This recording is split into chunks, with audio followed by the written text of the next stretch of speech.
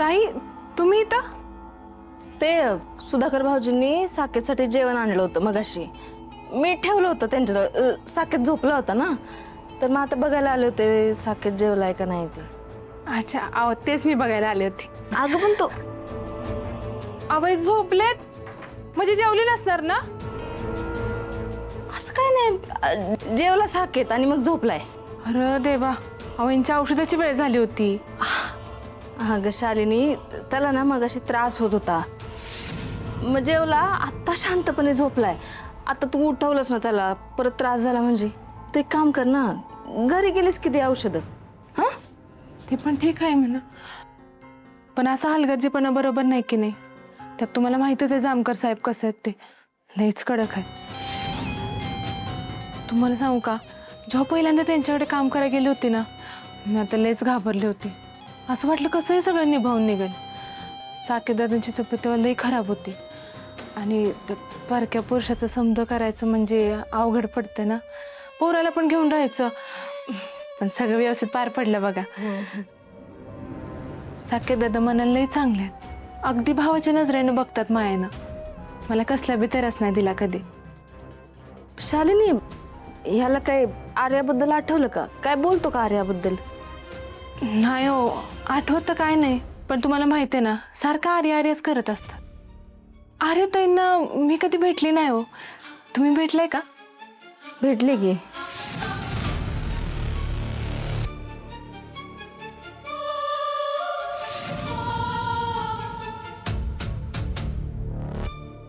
कशा आहेत त्या? चांगली होती.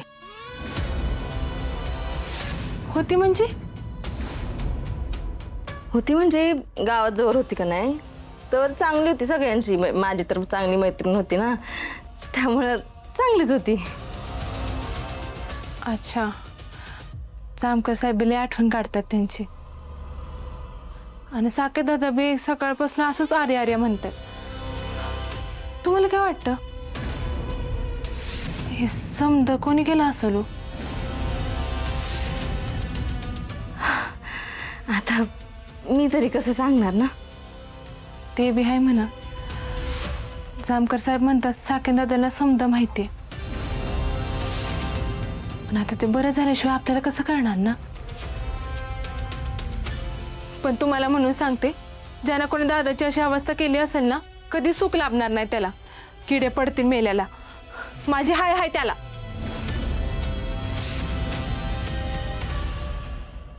मी काही तर बोलत बसली, माझं लेकरू बाहेर वाट बघतंय.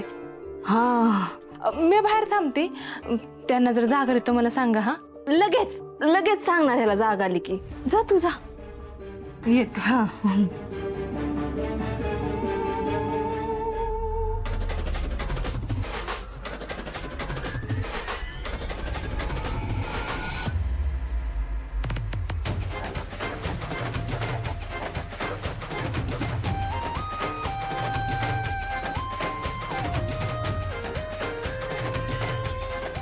ए पुरी, गुलाबजाम वाढ की इथं मला जरा अजून. हो हो, देते देते. ए म्हातारे, तू जरा गुलाबजाम कमीच खा. आता खाशील गुलाबजाम, रात्री होतील गुलाबजाम.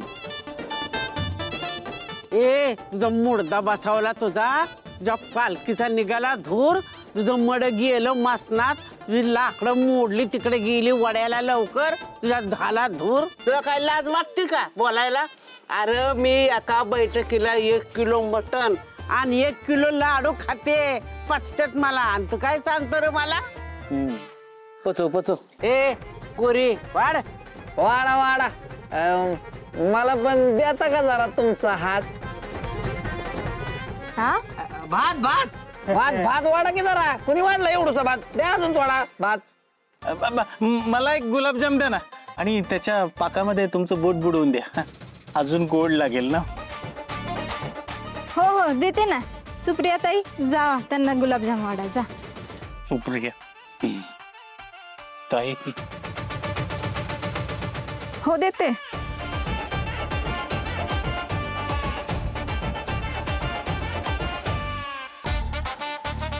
मी देऊ का तुम्हाला गुलाबजाम? नाही नको, कशाला. मी माझ्या हाताने भरवू का तुम्हाला? चारा चारा मी खातो ना, हे काय खातो मी. अजून आत बडवून दे की.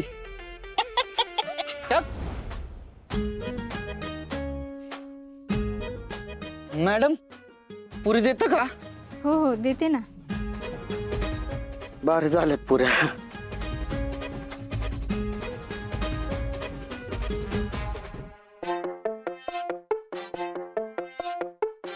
तुम्हाला पिल्लू म्हणू का मी?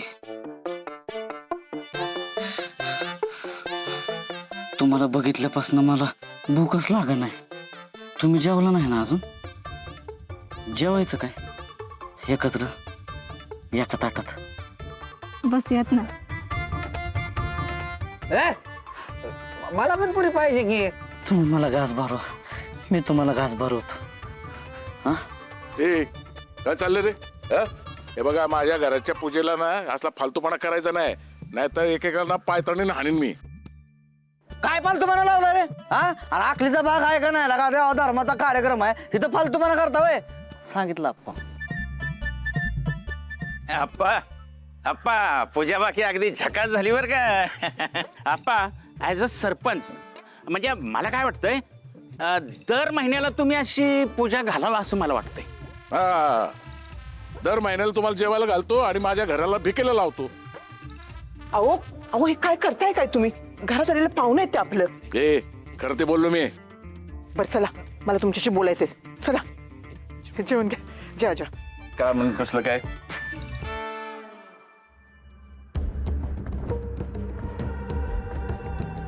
मला वाटलं ते इथेच बोलत बसते का आता.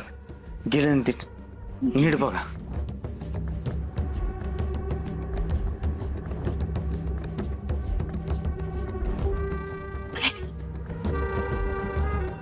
तुम्ही एक काम करा, बाहेर काय चाललंय बघा. जा मी तोपर्यंत विचार करतो काय करायचं.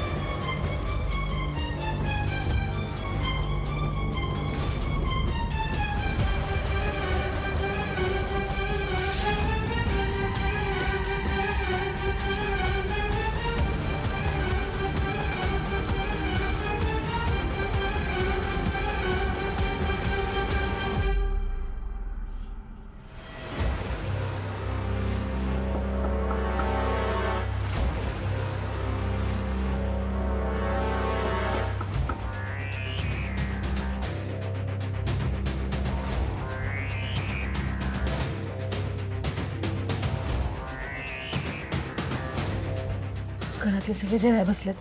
जामकर साहेब पण कोणाशी तरी बोलतायत. ते शालिनी पण इकडं तिकडं. घरात कोणीच येणार नाही आत्ता. आत्ताच वेळ ह्याला बाहेर काढायची. काय करायचं?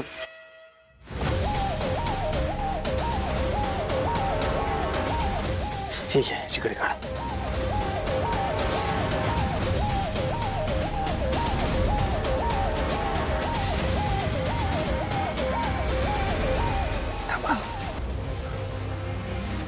हे अस्त व्यस्त करा.